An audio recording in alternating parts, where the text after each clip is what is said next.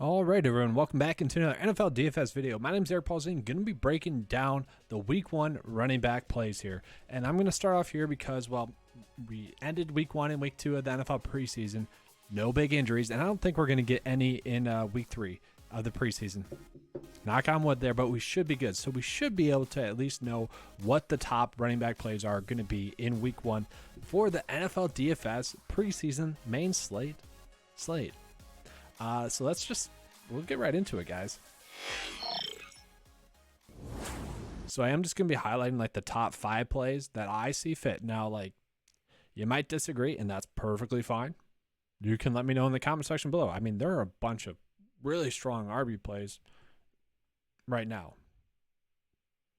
but these are going to be the ones that I have the most faith in.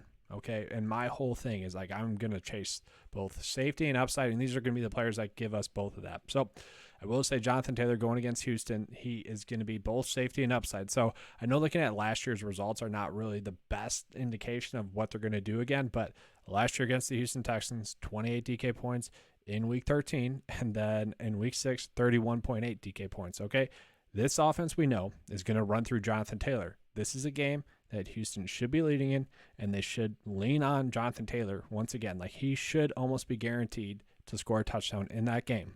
From there, I do like Austin Eckler. Okay, for me, I would much rather pay down for the safety and knowing what we're going to get out of Austin Eckler rather than kind of guessing for sure from what we're going to get out of Derrick Henry or Christian McCaffrey. Austin Eckler also dominated against the Las Vegas Raiders last year. 28.9 DK points in that season finale game, which they could have tied in, and 32.5 DK points in week 4 against them. Now, once again, I'm not saying that what they did last year is really going to matter at all this year. Most likely not, but the fact of the matter is it could somewhat, and it could just bring back good feelings. Austin Eckler at 8.2 is also going to be a strong price point. The thing with it is, it's like, yes, this is kind of priced at his ceiling that we had last year, so maybe you don't play him, but I do think he's going to be in for another great spot. Should have that nice safe floor from all those receptions. Where we start to get some value on this slate is going to be like something like Alvin Kamara. Now, off the field issues aside, I'm not paying attention to that at all. Okay, Alvin Kamara would be a strong play once again in this one. Looking back at last year's results, averaged 20 DK points against the Atlanta Falcons. He should be well rested. We know that for sure. Probably going to get used in the passing game a decent amount, even with Michael Thomas back and with Chris Olave there, Jarvis Landry there. I still think he's going to get used in the passing game a decent amount. Like, he should still have around 5 or 6 DK points in the passing game with receptions and yards. If he can just score a touchdown or make up for that in the rushing game, which, gained 60 yards and maybe a TD, not too much to ask for from Alvin Kamara there. He's someone that, last year did not go below 8K really at all until the end of the season. So we are getting him at a discounted price point because of those off the field issues. And this is week 1 would be a great spot or chance to take advantage of that, is the best way to sum it up. Looking at DeAndre Swift as well, guys. DeAndre Swift, we know that he has some big blow-up games. And what I saw in week 1 was, all right, this offense is actually not looking too bad. This offense is going to be a horizontal attacking scheme, and they're going to gash you with DeAndre Swift. I still think he's going to get used in the passing game, but I do think he's kind of going to be the focal point when they get near the end zone. So I think his touchdowns from last year are going to go up a little bit. Well, 7 is a lot. But I do think they are going to go up from last year. Like, if he just stays healthy, he'll probably be a top 5 finishing fantasy running back this year. And, I think that's really the question. Can he stay healthy? Because if he can stay healthy, he's going to be a workhorse back. And we'll probably look back at DeAndre Swift at 6.8 and be like, what were we thinking by not locking him in there? DeAndre Swift at this price point, I love a lot. The upside to go for like 25 DK points is there for him. He could go for 30, and it really wouldn't shock me too much there. From there, there's a lot of question marks still here. And for me, I am kind of avoiding it. I know a lot of people are going to love Najee Harris at 6.4, and I don't hate it either. Like, this should be a safe play. This should be, like, if we're talking cash, maybe we don't play JT, and maybe we do play Najee Harris, because Najee Harris would make a lot of sense in somewhat of like a cash build.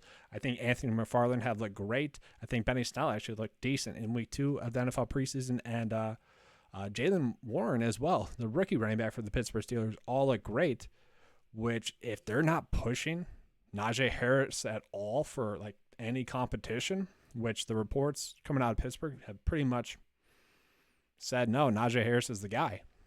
Like that tells us that Najee Harris going into year 2 is looking sharp. And I know he hasn't practiced completely because he's had a little bit of an injury, but to get him at this price point, like I think we're going to be locking in 15 DK points.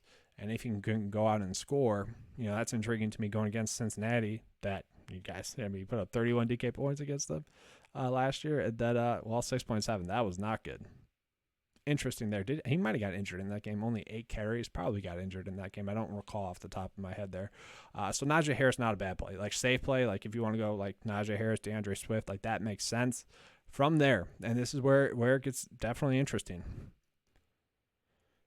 Like A.J. Dillon is probably a little bit cheap. The Packers do want to use him a decent amount. I think him and Aaron Jones are going to get like 12 total touches per game on average or so. However it evens out. Maybe it's 14 or whatever. They're going to get a lot of touches. So the fact that he's cheaper than him by that much, that's interesting. A.J. Dillon compared to Aaron Jones, because I think when one of them has a good game, the other one still can have a good game as well.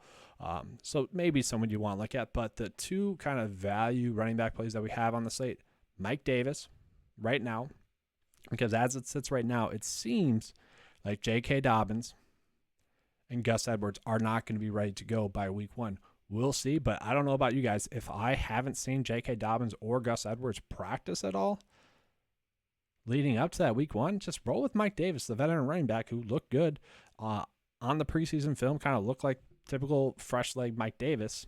And I mean fresh leg. Like there's a big difference between a lot of these veteran running backs when they get to the end of the year and at the start of the year.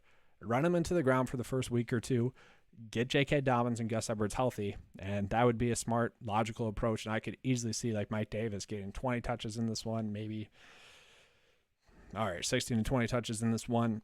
And, that's going to be good enough to have value at this price point.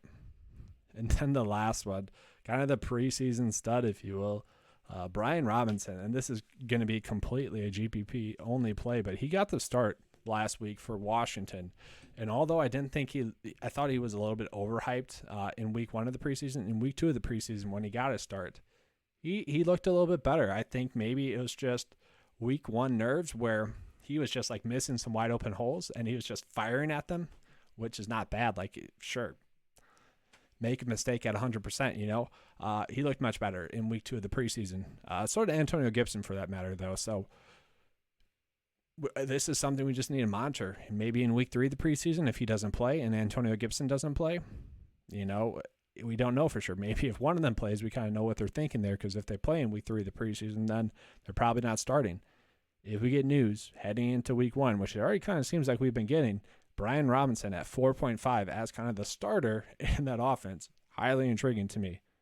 Okay, that would be a decent price point. I still like Mike Davis a little bit more right now as it sits, but that could change. Obviously, that can change. We're still a few weeks away from that, but right now, as it sits, these are kind of the running back plays that I'm looking at.